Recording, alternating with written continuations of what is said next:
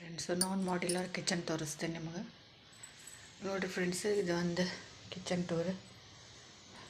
ಇದೊಂದು ಸಿಕ್ ಫ್ರೆಂಡ್ಸ್, ಈಗಾರ ಮೊಸರಿ ಎಲ್ಲ ತಿಕ್ಕಿದ್ದೀನಿ. ಮತ್ತು ಇದೊಂದು ಕಿಟಕಿ ಕಿಚನ್ ವೆಂಟಿಲೇಷನ್ ಕಿಟಕಿ ಅಂತ ಬಿಟ್ಟಾರ. ಮತ್ತು ಇದೆಲ್ಲ ಗ್ಯಾಸಿನ ಕಟ್ಟಿ ಫ್ರೆಂಡ್ಸ್, ಈಗೆಲ್ಲ ವರ್ಕ್ ಆಗೈತಿ ಫುಲ್.